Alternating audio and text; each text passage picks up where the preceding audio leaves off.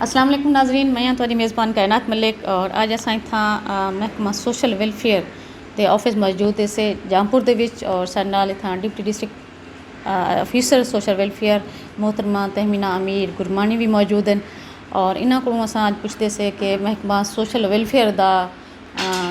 जेह्ड़ा ना क्या किरदार है और हिंदे क्या जिम्मेदारियां हैं। ये महकमा इंसानी फलाह बहबूद वास्ते किहड़े किस्म दियां सहूलियात जेह्ड़े ना वो आवाम को देंदे पैन और मज़ीद भी इन्हां नाल गाल्हियां जो मज़ीद सवालें बिस्मिल्लाहिर्रहमानिर्रहीम। सब तो पहले कहना जी तुहाडा शुक्रिया कि तुसां अपना प्रोग्राम किते हुए साडे महकमे को उजागर करने वास्ते। साडा महकमा बहुत सारे जेह्ड़े वल्नरेबल कम्यूनिटीज़ हैं उन्हें वास्ते ना अवेयरनेस कैंपेन भी करना पे नाल जेह्ड़े कोई प्रोजेक्ट हैं वो भी कम करना पे। साढ़े जामपुर तहसील 10 NGOs हैं जेह्ड़ा कम करना पैन और जेह्ड़े मुख्तलिफ सैक्टर है मुख्तलिफ यूनियन काउंसलें कम करते हैं और सब तो मेन जो कई दा कम है एजुकेशन दे उत्ते कई दा है रिहेबिलिटेशन ऑफ ट्रांसजेंडर दे उत्ते कई दा कोई अवेयरनेस कैंपेन है डेंगी के हवाले कोई वबा आवेंदी है। इवन रिसेंट साडा पूरा मुल्क बल्कि पूरी दुनिया एक कोरोना की वबा फैली हुई है। उनदे च सारी NGOs ने बड़ा अच्छा किरदार अदा किया कि उन्हें नीडी लोगों तक राशन तकसीम किए ने नीडी लोगों तक प्रिकॉशनरी जी उन्हें SOPs उन्हें फॉलो करवाए ने मास्क तकसीम किए में सैनिटाइजर तकसीम किए ने। हुण भी साढ़े अपने डिपार्टमेंट के अंडर भी नाबीना अफराद वास्ते जेह्ड़े ब्लाइंड परसनस वास्ते भी 3% कोटा दी इंप्लीमेंटेशन पहले भी थींदा पे हुण ही गौरमेंट ने उनको वधा दिते ब्लाइंड लोगों वास्ते कि जॉब विच वो भी उवें ही कि वो स्पेशल पर्सन ज़रूर है लेकिन अस उन्हें को नॉर्मल जिंदगी तरफ गिद्दी जंदे से उन्हें को असां समझेंदे से मोबिलाइज करने से वो भी अपना हुण मुख्तलिफ सैक्टर ब्लाइंड लोग अपनी जॉब भी करेंदे पैन बाकी भी जेह्ड़े हैं डिसेबल उन्हें दा भी कोटा सारा डिपार्टमेंट की तरफों इंप्लीमेंटेशन थींदा पे नाल जेह्ड़ा है जेह्ड़े लोग इन्दा घर कोई नहीं उन्हें ऐसे गवर्नमेंट ऑफ पंजाब ने एक इनिशिएटिव गिंदे पनाह गाह हुंदे ते काम थींदा पे पनाह गाह दे ही बाकी डिस्ट्रिक्ट से डिवीजन से काम शुरू थी गए। तहसील जामपुर ही पनाह गाह बनी पई है वो भी सारा डिपार्टमेंट दा पे तहसील एडमिनिस्ट्रेशन की मदद नाल हुण अनकरीब असां एक नवा प्रोग्राम लॉन्च करने पैसे बहिमत बुजुर्ग प्रोग्राम जिंदे जेह्ड़े बुजुर्ग 65 साल दे उत्ते उम्र दे उन्हें दे वास्ते उन्हें दी रजिस्ट्रेशन थी सी और उन्हें को मंथली बेसिस दे उत्ते जेह्ड़ा ना कोई स्टाइपेंड है वो प्रोवाइड किया वैसी इवें गायब बगाए बाकी भी हैं ट्रांसजेंडर के हवाले नाल भी असां लोग इत्थां उन्हें दी रजिस्ट्रेशन की से क्योंकि उन्हें दे CNIC इशू कहना थींदा नाल उन्हें को ना पुलिस डिपार्टमेंट तो ही मसले आंदे कोई लोग उन्हें उत्ते ना जाली पर्चे करवा देंदे हैं। वल्नरेबल कम्यूनिटी है सेगमेंटेड कम्यूनिटी है सारी असां उन्हें को भी अपने ही सर्कल गिद्दी जंदे से कि भी ये अल्लाह मियां दी देन है जे कुछ जिवें पैदा करे लेकिन असां उन्हें कोई मुफीद शहरी बनाने बिल्कुल अपनी सारी NGOs को सादे से कोविड ही सारी NGOs ने वन उतना उन्हें को राशन दिते उन्हें को SOPs दिते ने क्योंकि उन्हें जरा एक रोज़गार का सिलसिला बंद थी गया हा क्योंकि इकनॉमिक तौर पर भी काफ़ी कोविड बड़ा मसला रह गया तो बाकी सारी NGOs जी अवेयरनेस कैंपेन चलदियां पैन और यूथ के हवाले नाल भी NGOs जी गायब बगाए प्रोग्राम करेंदियां रह वेंदे हुण रिसेंट असां अपने जेह्ड़े हैं गौरमेंट की हिदायत के मुताबिक हफ्ता शान रहमत लिल आलमीन सैलीब्रेट करने पैसे वो भी NGOs की कोलैबोरेशन नाल ही करेंदे से। फर्दर भी सारे डिपार्टमेंट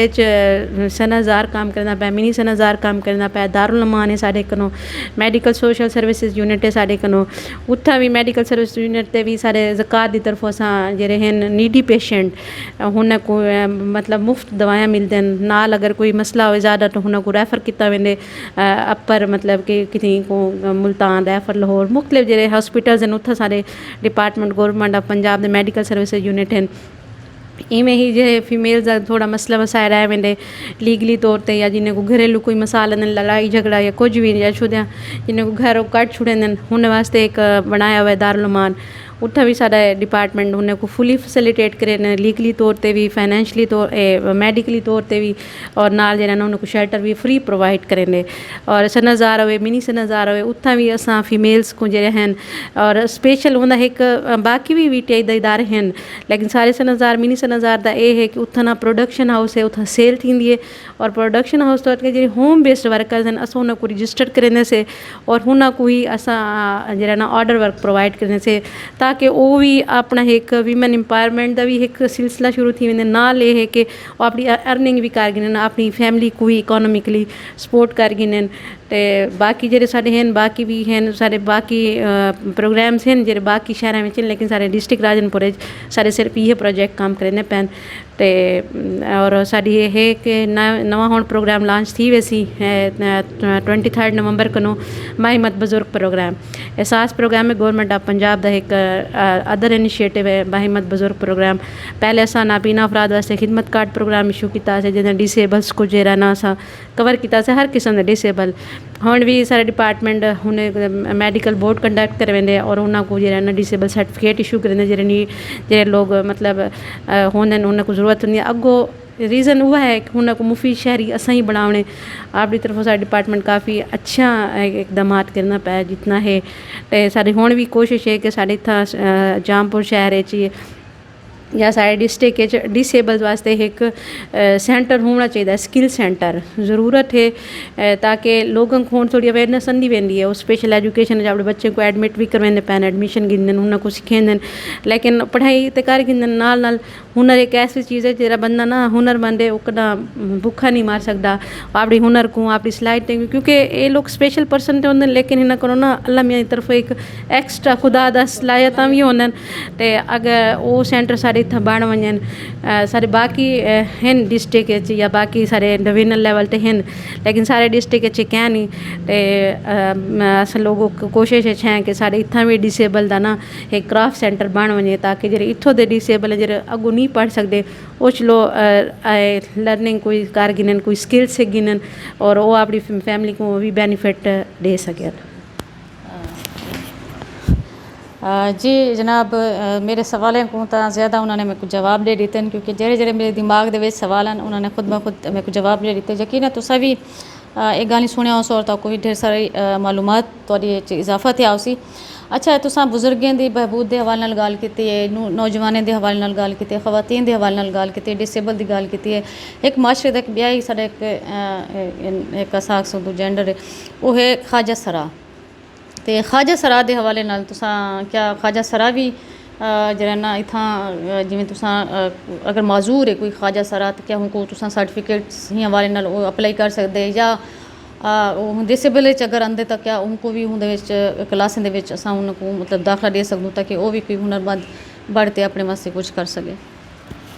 बिल्कुल तुहाडा सवाल बहुत अच्छा और मैं पहले अपनी गल ही दस गई हाँ कि ट्रांसजेंडर कम्यूनिटी वास्ते भी साढ़े असा काम किए से और असा उन्हें को कभी कई फोरम देते निगलैक्ट नहीं से किया। कोविड ही साड़ी NGOs ने उन्हें को राशन भी पहुँचाने मास्क भी पहुँचाने सैनिटाइजर भी पहुँचाने नाल उन्हें को ना हिफाजती इकदाम दसे ने कि इकदाम करो कि तुसा मतलब ही वबई आफत तो बच वैसो। तो बाकी जरा है ट्रांसजेंडर की सारा ऑफिस रजिस्ट्रेशन भी की है उन्हें कुछ CNIC के इशूज़ हैं नादरा ऑफिस तो वो भी रिजॉल्व कराने से और हेल्थ डिपार्टमेंट को अस उन्हें फ्री मेडिकल कैंप्स भी कराने से जितना उन्हें स्क्रीनिंग वगैरह थी रह गई है। हुण भी मेरे को वे ख्वाजा सराइकिस्तान को रजिस्टर करो क्योंकि उन्होंने रजिस्ट्रेशन का ना एक तरीका है कि उन्होंने गुरु जरा होंगे ना वो मतलब होंगी वो घिंदे कि भी कफालत घिंदे वल सरप्रस्ती होंगी तो वल अस उनको जरा ना ओन करने से उनको ला होंगे शनाख्ती कार्ड इशू कराए क्योंकि उन्हें शनाख्ती कार्ड ना मतलब उन्हें गुरु का नाम लिखिंदे। तो दूजी मेन गल है कि अगर ख्वाजा सरा डिसेबल है तो वो हाल तक कोई इंजा केस आया कोई नहीं साढ़े कनो अगर कोई अल्लाह माफ़ करे कोई इस किस्म की कोई थी भी गया तो बिल्कुल मेडिकल बोर्ड वैसी जी होंगी क्योंकि मेडिकल बोर्ड डॉक्टर आजाद बंदन जी होंगी डिसेबिलिटी की नोयत हो सी उन मुताबिक उनको लाजमी मिलसी के हक उनको मिलसी। क्या ख्वाजा सरा करके बुजुर्ग जरा कि वो कमामन को बह गए तो वो भी अप्लाई कर सकते हैं। बिल्कुल बिल्कुल इन जे है कि मैं तो कोई दस दूँ जरा बाहिमत बुजुर्ग प्रोग्राम हम लॉन्च थी वना पे एहसास प्रोग्राम क्योंकि गवर्नमेंट ऑफ पंजाब ने शुरू किया इमरान खान साहब का एक विजन है कि भी एहसास उतो लफ्ज़ तो ही दे गिनो कि उन्हें सारे लोग आ वेंदे पहले उन्हें पैसे चलैन कि उन्होंने पहले वो गरीब लोग दिते कई कई को एहसास राशन प्रोवाइड किए ने होंगी इस सिलसिले की एक कड़ी है कि बाहिमत बुजुर्ग प्रोग्राम बिल्कुल ट्रांसजेंडर भी अगर डिसेबल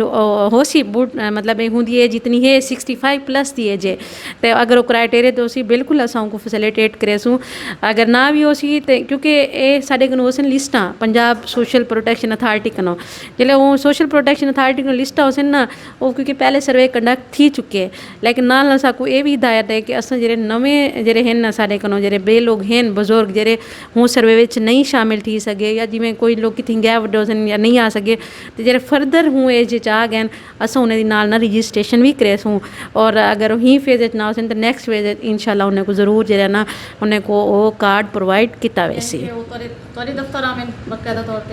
हाल ही लॉन्चिंग सेरेमनी थी होनी है हाँ नहीं जिले हिंदी लॉन्चिंग सेरेमनी थी सी क्योंकि देखो उन्हें बाहिमत बुजुर्ग प्रोग्राम की फोकल पर्सन मैं ही हाँ तहसील जामपुर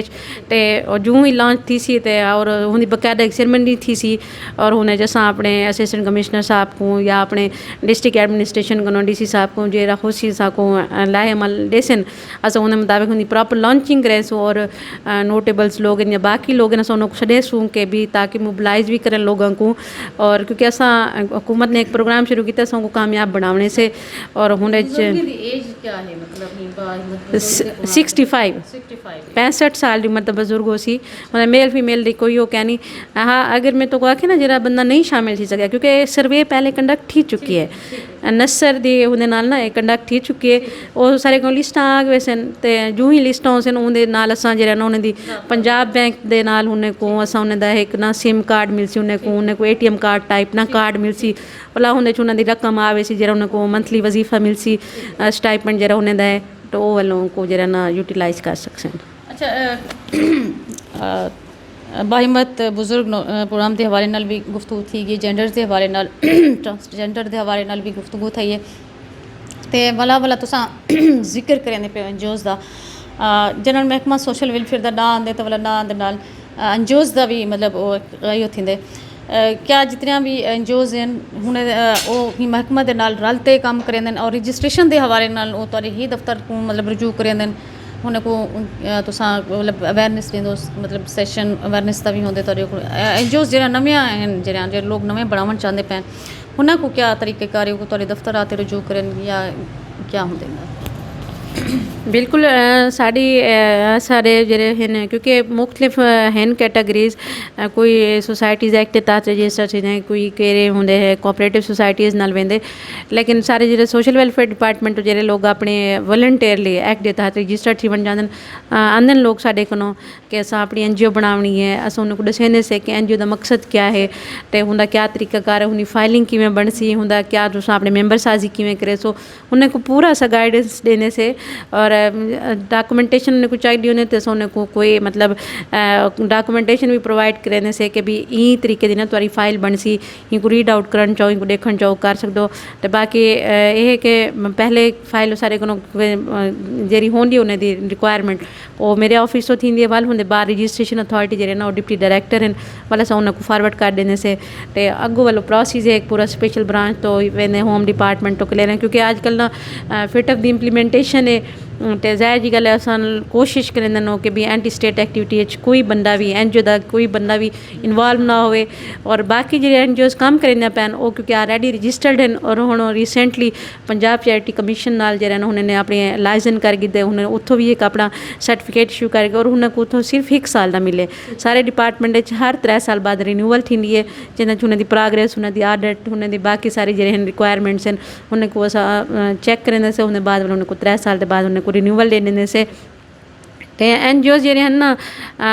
क्योंकि NGOs का पर्पज़ ही है कि गवर्नमेंट जितना नहीं काम कर सकती उतना मतलब NGOs को इंगेज करने से और क्योंकि फिलंथ्रापिस्ट एक्टिविटीज़ अस इन्वॉल्व करना होंगे कि भी ये फिलंथ्रापिस्ट एक्टिविटी है कि इतना गवर्नमेंट कहती भी था तुसा कर गिनो कोई फ्लड आए क्योंकि सारे इलाके को फ्लड लगते हैं ना तो वो अपने फ्री कैंप्स लैंदे या कोई जिमें हम साड़ी एक NGO है वो फ्री आई कैंप ला देनी है कोई NGO साड़ी कोई कितनी कोई राशन प्रोवाइड कर देनी है क्योंकि मतलब मुख्तलिफ NGOs कुछ लोग हैं अपने डोनर घेन आने क्योंकि कुछ हैं प्रोजेक्ट हैं हुण सैनिटेशन ते कन जो प्रोजेक्ट हैं ये और हूँ जो ना अपने इलाके जिथा न सैनिटेशन दा ही उन काम ही उथा फुलफिल किते कुछ है कन जी OPP तो जी शेल्टर दा प्रोग्राम हैं ये और मतलब NGOs हैं उगे ना लेकिन हुन नालो है कि सा को डॉक्यूमेंटेशन प्रोवाइड करन के सारा जे ना पार्टनर केयर है कि सारा डोनर कौन है क्योंकि हुन फिट ऑफ दी वजह तो ज़्यादा सख्ती थी गई है तो और साड़ी भी कोशिश होनी है कि कोई बेनिफिशरी भी इंज ना होवे कि जेरा कि कहीं को ना कि एंड स्टेट एक्टिविटी इन्वॉल्व हो या कोई NGO इंज ना हो जी मनी लॉन्ड्रिंग इस्तेमाल हो क्योंकि NGO का पर्पज़ ही यो है कि उतना अपनी सर्विसेज प्रोवाइड करे जी वल्नरेबल कम्युनिटी है जी सेगमेंटेड कम्युनिटी है जिन्हें को मतलब अगर गवर्नमेंट क्योंकि बहुत वड्डा एक वो है तो जिथा गवर्नमेंट पहुँच नो डाउट गवर्नमेंट हर सैक्टर को कवर करेंदी है लेकिन कुछ जी तो उन्होंने जिमें नाल फिलंथरापिस्ट एक्टिविटी करवाने अस अपने NGO को और NGO साढ़े अम्ब्रेला के अंडर ही काम करनी है कोई भी होंगी है हुण जिमें एंटी डेंगी कंपेन है स्मोक कंपेन है या हुण कोविड के हवाले नाल प्रिकॉशनरी कंपेन्स है उस अपने NGOs के जिम्मे लाया हुआ है और डेली बेसिस पे कम्युनिटी को मोबिलाइज करेंदन कि इकदाम करो ये चीज़ करो माशाल्लाह जाम पर इतना 10 NGO काम पे करेंदन और सब अच्छा काम पे करेंदन। जी नाज़रीन तुसां मैडम तहमीना अमीर गुरमानी करो जे कि deputy district social welfare officer हैं जामपुर और पूरी तहसील को कवर करेंदन और NGOs के हवाले नाल जितने भी सरकारी त्यौहार आंदे मुख्तलिफ किस्म की एक्टिविटी आंदे गवर्नमेंट नाल रलते NGOs महकमा सोशल वेलफेयर दे नाल मिलते जरा ना ये मुख्तलिफ इलाके एक्टिविटी करेंदन इंसानी फलाह ते बहबूद वास्ते तो को भी कोई ही हवाले नाल कोई मालूमात दरकार होवन कोई मसला होवे तो तुसां भी दफ्तर आते तुसां मालूमात खिन सकदो ते हिंद नाल ही मैं इजाज़त ज़िंदगी ने वफा की वल हज़र थी अल्लाह हाफ़िज़।